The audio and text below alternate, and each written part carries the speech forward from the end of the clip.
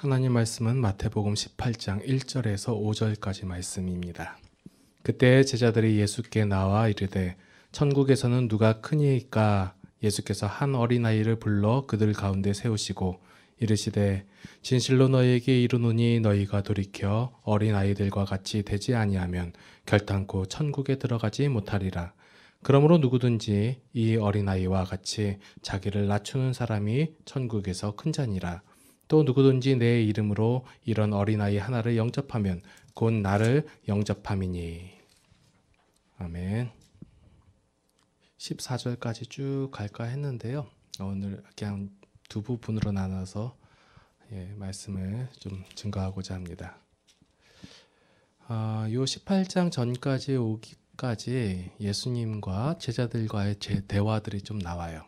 그리고 일반적인 사람들과의 대화에서 계속해서 예수님께서는 하나님의 나라, 하나님의 원리, 하나님의 가치, 내용 이런 것을 끊임없이 가르쳐주고 있음에도 불구하고 여전히 제자들은 다른 얘기를 하고 예수님과 예수님의 의도와는 다르게 대답을 하고 행동을 해요.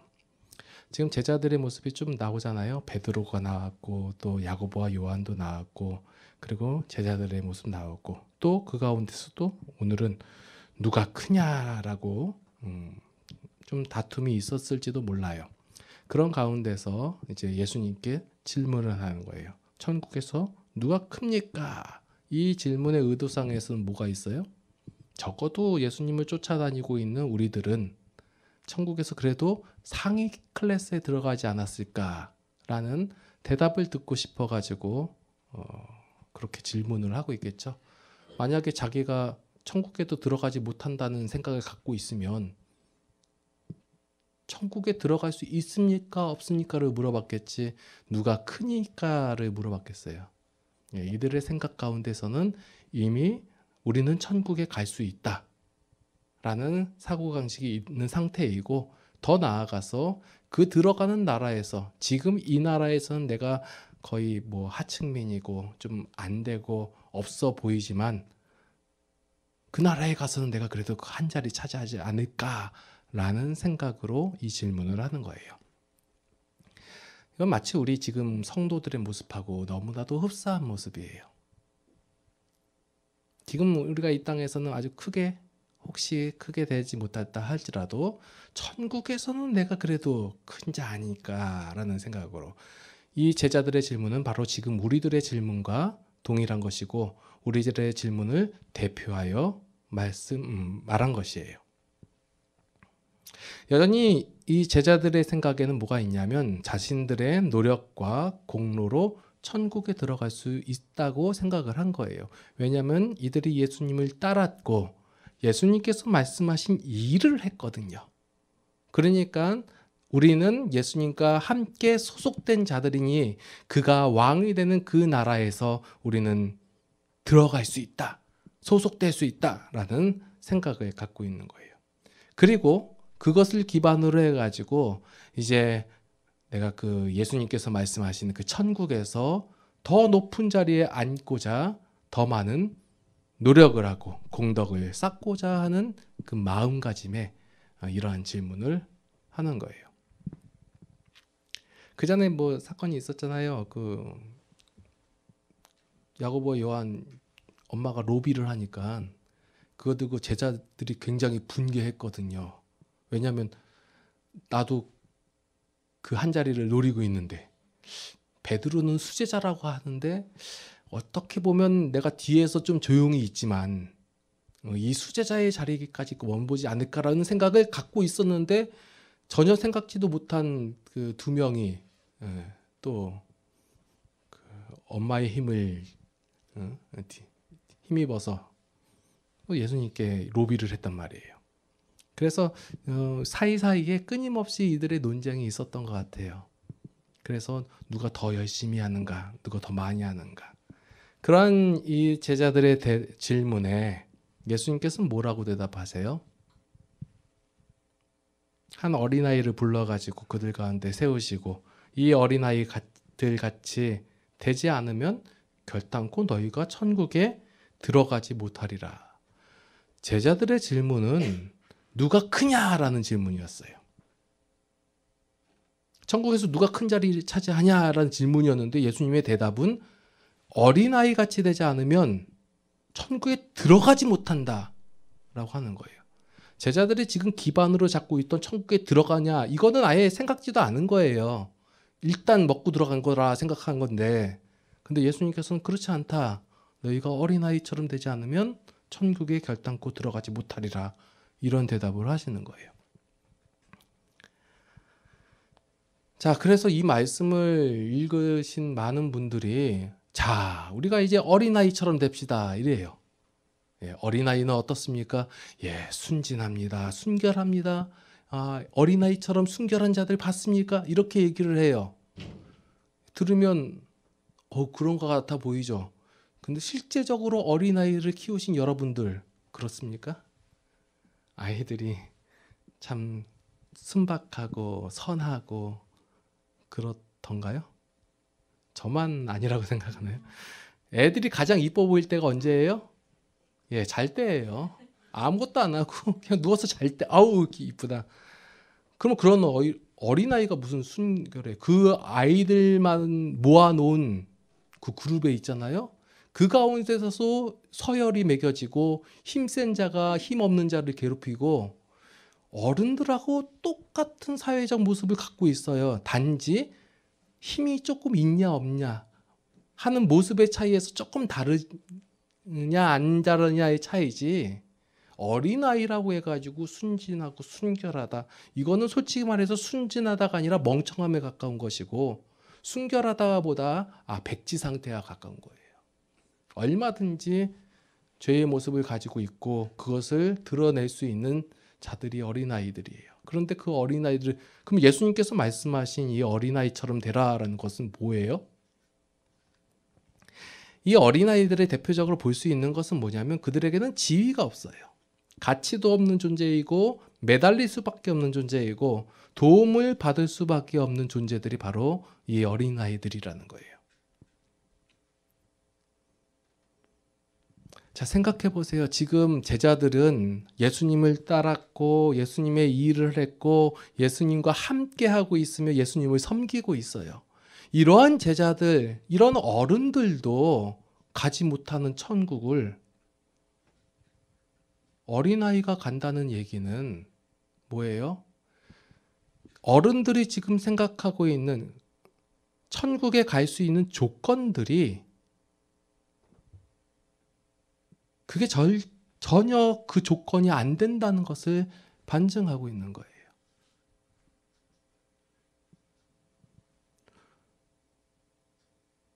그 어린아이가 간다는 것은 인간의 노력과 업적으로는 전혀 될 수 없다는 거예요. 천국에 대한 문제는 너희가 지금 생각하고 있지, 지금 너희가 지금 기반으로 갖고 있고 너희가 지금 밑바탕으로 생각하는 이것, 내가 예수님을 따랐고 예수님을 믿었고 예수님의 일을 했고 이런 공로들이 쌓였기 때문에 천국에 가는 것은 당연합니다라고 생각하고 있는 이것은 아니다라고 알려주고 계시는 거예요. 너희의 노력으로 되는 것이 아니다. 너희의 업적으로 되는 것이 아니다. 천국은 너희의 힘으로 가는 것이 아니다. 우리는 자꾸 우리의 자신에게 가치를 부여를 해요. 내가 교회 안에서 봉사를 많이 하고 헌신을 하고 또는 내가 예수님이라는 이름을 가지고 사회에서 어떠한 성과를 이뤄내고 업적을 이뤄내요. 이것이 가치 있다라고 생각을 하고 말들을 하고 또한 사람들은 그것을 추앙을 해요. 자, 우리 교회 매주 그 기독교 신문이 와요. 한 달에 한 번씩 오는 것 같아요. 누가 갖다 놓는지 모르겠는데, 자, 정면에 사진이 붙어 있었어요. 박항서 감독의 사진이었어요. 예. 박항서 감독님이 지사님이래요. 그래서 저기 그 어디냐, 그 베트남 이번에 우승했었잖아요. 그때 뭐 기도하는 장면이 생방송으로 전 세계에 퍼졌다고 막 하면서 굉장히 기도의 힘은 하면서 얘기를 하시더라고요. 그걸 보고 저는 처음부터 딱 드는 생각이 뭐였냐면, 그럼 히딩크는 히딩크가 독실한 크리스찬이었던가? 사람들은 그것만 보는 거예요. 그래서 어떤 업적을 이루내고 뭘 하면 그걸 가치 있게 생각하고 또 그것이 어떤 복을 받은 것, 또 그것이 또 하나님을 인해서 현재나 또는 내세에서 복을 받은 것의 것이다 라고 얘기를 한단 말이에요. 사람들이 흔히들 갖고 있는 생각들이 이러한 것이에요. 내가 하나님을 위하여 어떤 봉사를 했고 헌신을 했고 내가 하나님을 위하여 어떻게 노력을 했더니 어떤 결과들이 나왔습니다. 이러한 업적들, 이러한 것이 바로 내가 하나님의 나라에 들어갈 수 있는 기반입니다 라고 생각을 합니다. 제가 신학교에 들어갈 때 굉장히 오래전 얘기예요. 어떤 생각을 갖고 올라갔냐면, 물론 하나님의 말씀 성경 읽다가 성경 공부하는 데가 어디냐, 가르쳐 주는 데가 어디냐 했더니 신학교에서 가르쳐 준다고 해가지고 신학교를 가게 됐는데요. 그때 그래도 다른 사람들이 다 뭐 비전을 품고 각오를 하고 그러더라고요. 그래서 저도 비전을 품었죠. 어떤 비전을 품었냐면, 내가 그래도 기독교 역사에 한 획을 긋겠다라는 생각을 했었어요. 그리고 얘기를 했던 것 같은데 정신없는 소리예요. 근데 아직도 많은 분들이 이렇게 하고자 하는 욕심이 있으시고 또 그것이 사명이라고 생각하시는 분들이 있어요. 이러한 것들이 하나님의 나라에 들어갈 수 있고 또한 하나님의 나라에서 큰 자라고 일컬음을 받을 것이라고 생각을 하는 것이 기존 우리 기독교의 많은 사람들의 생각들이라는 거예요. 이러한 질문에 예수님께서는 뭐라고 대답하셨냐면, 너희가 어린아이와 같지 않으면 결탄코 천국에 들어가지 못한다 라고 말씀하고 계시는 거예요. 하나님께서 같이 있어 하시고 기뻐하시는 것이 바로 우리가 세상에서 높아지고 어떤 업적을 이루고 어떤 헌신을 하고 어떤 봉사를 하는 것, 이러한 것이 하나님께서 같이 있어 하시고 기뻐하시는 것이라고 생각하신다면 큰 착각인 거예요. 하나님의 관심이 있고 하나님께서 기뻐하시고 하나님께서 같이 있어 하시는 것은 예수 그리스도께서 십자가에서 죽으셨다 이거예요. 빌립보서 2장 5절을 한번 살펴볼게요. 여러분들이 잘 아시는 말씀이에요. 페이지 수로 318페이지, 빌립보서 2장, 제가 1절부터 한번 읽을게요. 그러므로 그리스도 안에 무슨 권면이나 사랑에 무슨 위로나 성령에 무슨 교제나 긍휼이나 자비가 있거든 마음을 같이하여 같은 사랑을 가지고 뜻을 합하여 한 마음을 품어 아무 일에든지 다툼이나 허영을 하지 말고 오직 겸손한 마음으로 각각 자기보다 남을 낮게 여기고 각각 자기 일을 돌아볼 뿐더러 또한 각각 다른 사람들의 일을 돌아보아 나의 기쁨을 충만하게 하라.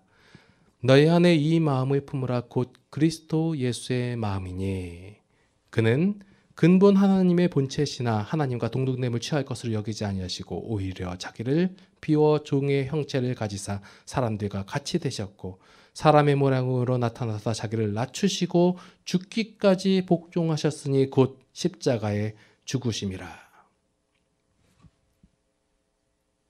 하나님께서 같이 있어가지고 기뻐하시는 것이 바로 예수님께서 행하신 이것이에요.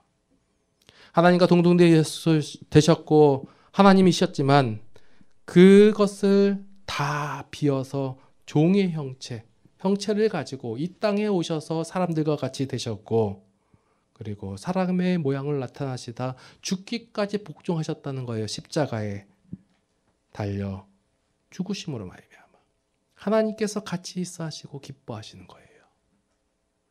우리는 어떤 업적을 이루고 어떤 사회적으로 성공을 하고 그리고 하나님께 대하여 충성하고 헌신하는 것, 이것이 가치 있고 기뻐하시고 하나님께서 기뻐하시는 것이라 생각했지만 하나님께서 기뻐하시고 같이 있어 하시는 것은 예수 그리스도의 십자가의 죽으심, 이 마음이에요. 왜 이 땅에 오셨으며 왜 이 종의 형체를 입으시고 사람들과 같이 되셨고 죽으셨냐는 거예요.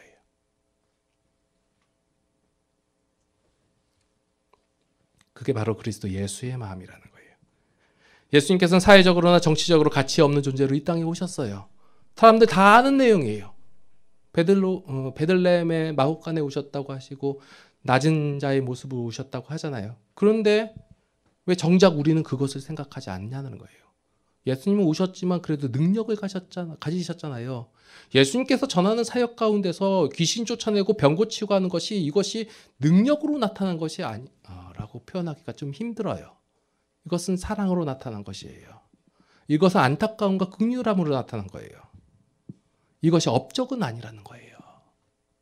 만약에 이것이 업적이고 뭔가 보여줘야 되고 어떤 쌓아놓아야 할 가치라면 예수님께서는 뭔가 도구를 만드셨어야죠. 뭐 손수건 여러 장 만들어 가지고 전 세계의 모든 약한 사람들을 고치시고 뭐 흔히 말하는 성물 이런 아이템을 많이 만드셔야죠.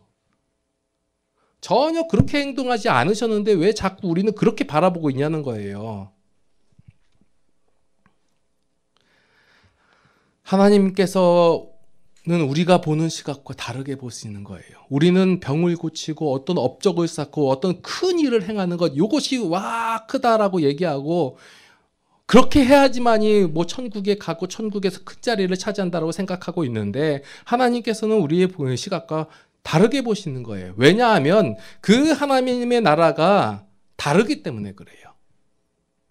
우리가 생각하는 그 원리와 가치가 다르기 때문에 하나님께서는 우리가 보는 시각과 다른 거예요. 근데 자꾸 왜 우리는 기독교라는 이름만 드러냈지 똑같이 보냐는 거예요. 하나님도 그러실 것이다 하고. 우리의 바람은 하나님의 복으로 우리의 환경과 상황을 바꾸고자 하는 거예요. 그런데 예수님의 바람은 하나님의 복으로 우리가 바뀌길 원하시는 거예요. 어린아이와 같다. 뭐예요? 전혀 할 수 없는 거예요. 이룰 수도 없는 자고 힘도 없는 자예요.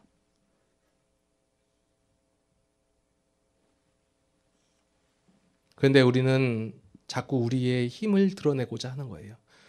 이런 것이 자신의 힘으로 드러내면 좀 그러니까 자꾸 뭐라고 얘기하냐면 주를 위하여라는 그런 말들을 하는 거예요. 주를 위하여라고 말은 하지만 실제적으로는 자기 실족을 챙기시고 생색을 내고자 하는 거 아닌가요? 이런 것이 우리의 속마음이에요. 이제는 이것을 넘어서야 해요. 성도가 얼마나 큰 특권과 능력을 갖고 있는지, 성도를 통하여 하나님께서 어떻게 영광을 받으시는지, 서울대 합격을 하면 하나님께서 영광을 받으시나요? 아니면 서울대 떨어지면 하나님께서 영광을 받으시나요?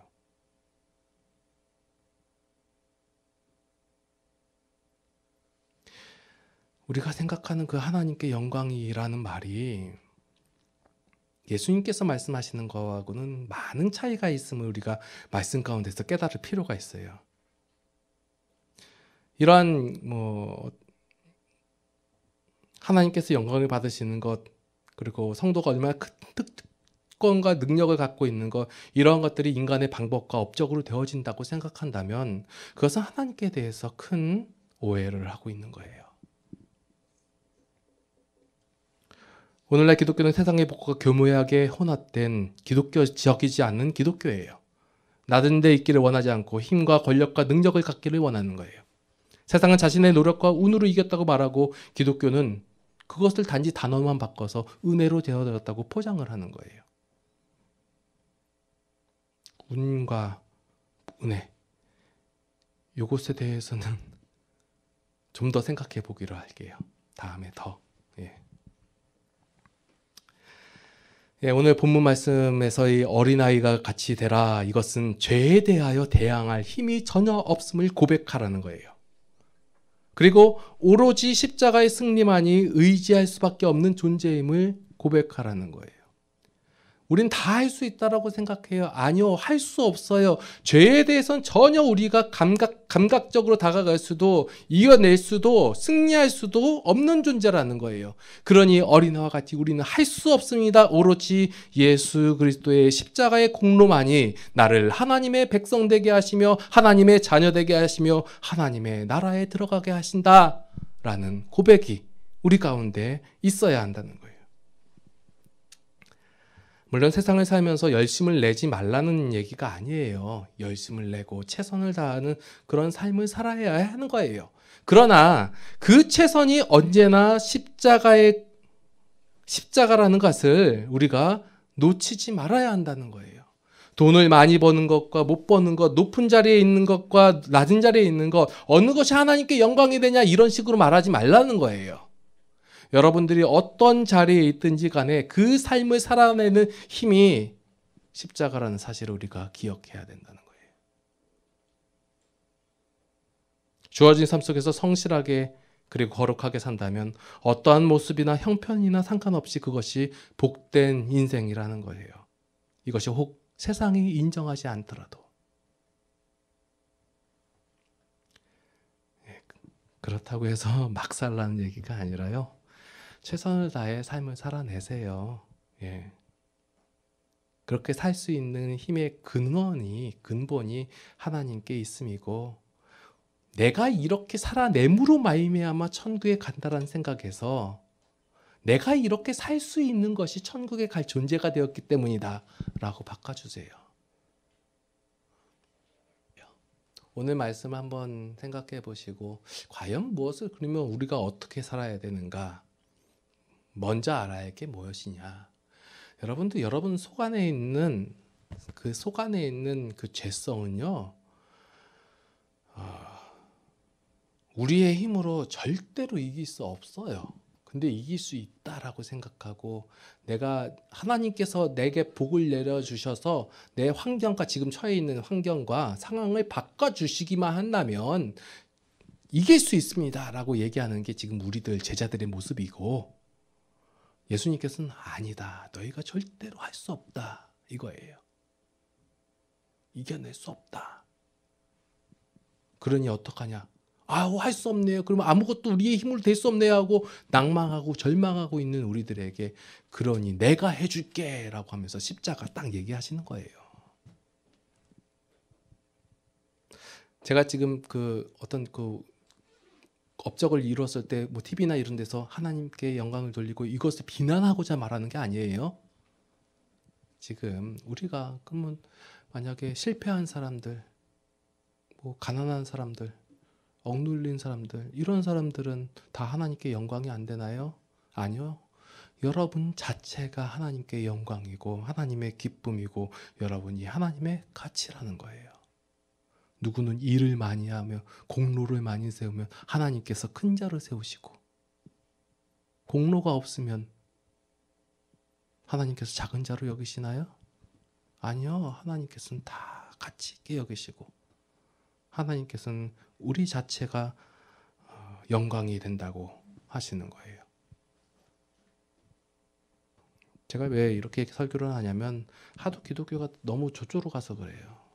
크게 교회 성전 건축하면 하나님께 영광이 되나요? 많은 인원이 모이면 하나님께 영광이 되나요? 그러면 예수님께서 오셨을 때 지금 오셔야지. 인터넷이 이렇게 발달이 되고 사람들도 많을 때 능력 한 번만 보여주면 뭐 될 텐데 전혀 아니에요. 기도하시겠습니다. 하나님의 은혜를 감사를 드립니다. 죽을 수밖에 없는, 아니 이미 죽었던 저희들을 하나님께서 사랑하여 주시사 십자가의 공로로 말미암아 하나님의 자녀 삼아 주심에 감사를 드립니다. 우리는 우리들의 모습을 보면서 혹은 하나님께서 칭찬하실까 아니면 하나님께서 싫어하실까라고 생각을 합니다. 그러나 하나님께서는 우리 있는 모습 그대로 사랑하시며 기뻐하시며 그 자체가 영광이 되신다고 하십니다. 우리는 무엇인가 해야 되고 무엇인가 이루어야지만이 기뻐하실 거라 생각했는데 그냥 하나님께서는 아무 조건 없이 사랑하시고 기뻐하십니다. 그 하나님의 사랑에 감사를 드립니다. 이제 우리가 하루하루를 살아가면서 그 하나님께서 우리에게 주신 은혜와 그 사랑에 감격하는 삶을 살아가게 하여 주시옵소서. 그것을 고백하며 표현하며 나타내는 우리 모든 성도들의 모습 되게 하여 주시옵소서. 이제는 우리 주 예수 그리스도의 무한하신 은혜와 하나님 아버지의 극진하신 사랑하심과 성령님의 감화 감동 교통 인도 보호 역사하심이 이제 하나님 안에서 그 기쁨의 삶을 누리기를 원하는 모든 성도들 머리 위에 이제로부터 영원토록 함께 하시옵기를 간절히 축원하옵나이다. 아멘.